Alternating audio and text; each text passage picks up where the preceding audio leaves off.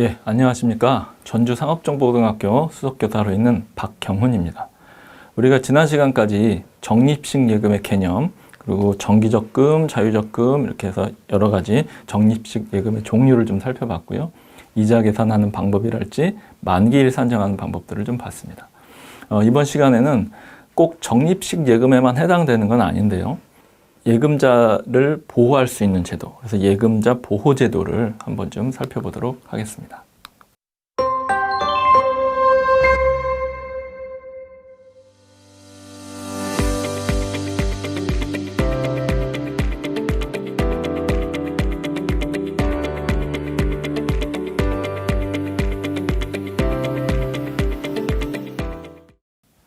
먼저 예금자 보호제도의 개념인데요. 은행이 고객으로부터 받아서 가지고 있는 예금을 지급해주지 못하는 상황이 생길 수 있습니다. 은행이 파산을 한다든가 문제가 생겨서 지급 불능 상태가 된다든가 이런 경우에 국가에서 나서서 이 예금을 보호해서 대신 지급해주는 그런 제도입니다. 특히 이제 정부가 직접 하는 건 아니고요. 예금보험공사라는 공사에서 대신 지급을 해줍니다. 그렇게 하면 이제 국민들이, 예금자들이 안심하고 예금을 할 수 있게 되죠. 그래서 예금자를 보호하고 금융제도의 안정성을 유지하기 위한 제도라고 보시면 됩니다. 그러면 이제 구체적인 대상 금융기관이나 금융상품은 조금 뒤에 이제 살펴보도록 하고요. 어떤 식으로 이제 이 예금자 보호제도가 운영되는지 그 구조를 한번 잠깐 살펴보시면, 제목에 보시면 예금 보험의 구조 이렇게 되어 있습니다. 그래서 보험이라는 말을 일단 보시면 이 예금자 보호제도가 어떤 식으로 운영되는지 아마 짐작을 하실 것 같아요. 즉 예금보험공사가 금융기관으로부터 이 지급불능 상태를 방지하기 위해서 보험료를 받습니다. 그러니까 은행이라든지 증권회사라든지 이런 금융기관들이 고객으로부터 예금을 받을 때 예금보험공사에 일정 비율의 보험료를 이제 납부를 합니다.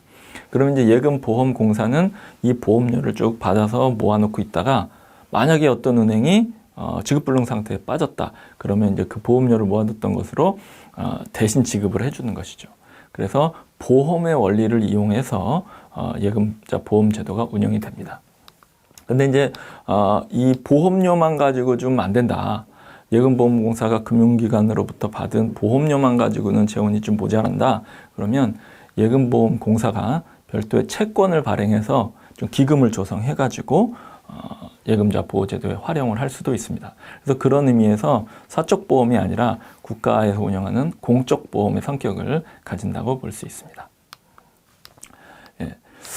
그러면 어떤 금융기관에 우리가 예금을 했을 때 예금자 보호제도에 보호를 받을 수 있을까요? 보시면 은행, 증권회사, 보험회사, 종금사, 앞에 봤던 상호저축은행, 또 이제 농협은행, 수협중앙회라고 되어 있는데요. 이제 수협은행을 얘기하면 됩니다. 또 이제 외국은행, 국내지점, 그리고 이제 다른 금융자본시장법에 따라 만들어진 금융투자회사, 이런 것들이 전체 다가 예금자 보호 대상이 됩니다. 보통 우리가 평상시에 생활할 때 우리 주변에서 흔하게 볼 수 있는 대부분의 금융기관이 여기에 해당이 됩니다. 근데 이제 제외되는 기관들이 좀 있어요. 이걸 조금 이제 주의 깊게 보셔야 되는데, 먼저가 농수협 지역조합이 있습니다. 여기서 조금 조심하셔야 될 게 뭐냐면, 앞서 우리가 보호 대상이 되는 금융기관 가나에서 보실 때 농협은행, 수협은행을 보셨어요. 그것과는 좀 다른 개념입니다. 그러니까 농협은행과 수협은행은 농협중앙회와 수협중앙회가 운영을 하는 거예요. 그래서 1금융권의 은행으로 취급을 받습니다. 그래서 예금자 보호 대상이 되는데요. 우리가 보통 그냥 농협이라고 같은 간판은 걸려져 있지만 자세히 보면 농협은행 이렇게 안 돼 있고 전주농협 어디 지소, 군산농협 어디 지점, 정읍농협 어디 지점 이렇게 되어 있는 데가 있어요. 이런 데는 농협중앙회 소속이 아니라 지역농협이라고 부릅니다.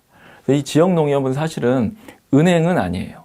업무는 똑같이 보지만, 그래서 지역의 농협이나 지역의 수협은 우리가 보통 상호금융기관이라고 부릅니다.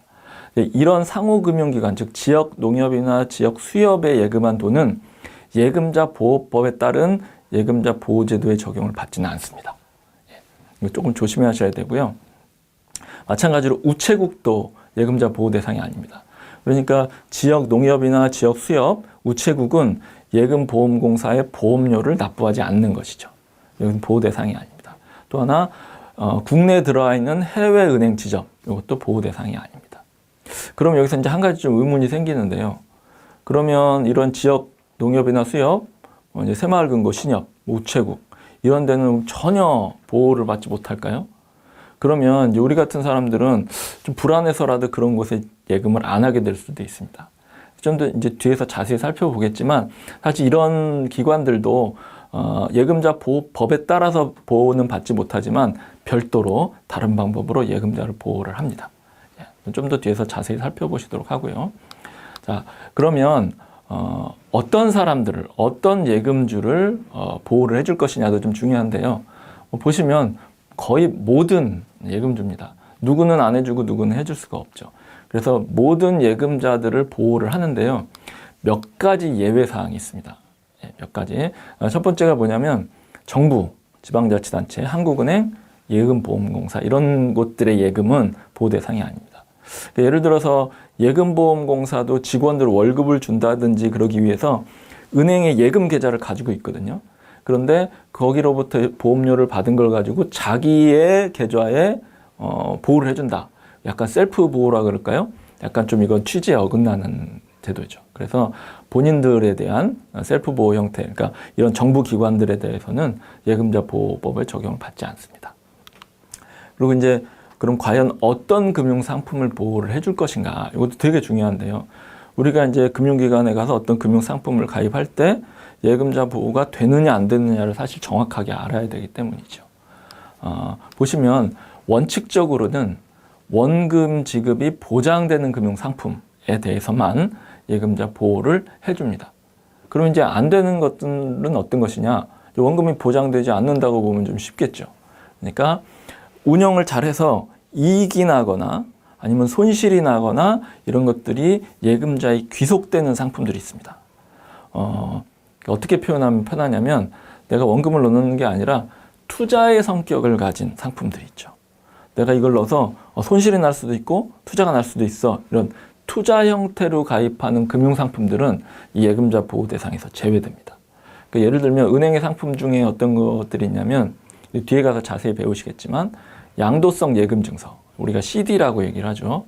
그리고 환매조건부 채권, RP라고 얘기를 하는데요. 이런 것들이라든지 수익증권, 뮤추얼 펀드, MMF 이런 투자 상품들은 원금이 보장되지 않기 때문에 이런 것들은 예금자 보호법에 따른 보호제도에서 제외가 됩니다. 그래서 이런 상품들을 가입하실 때는 이것들이 예금자 보호가 되지 않는구나 라는 것을 인지하시고 가입하실 필요가 있습니다. 이번 첫 시간에는 예금자 보호제도 첫 시간에 이제 개괄적인 내용을 말씀드렸고요.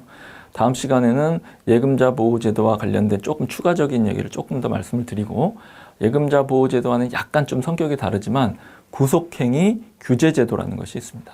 이 두 가지를 같이 살펴보고 예금자 보호제도를 마무리하도록 하겠습니다. 예, 수고하셨습니다.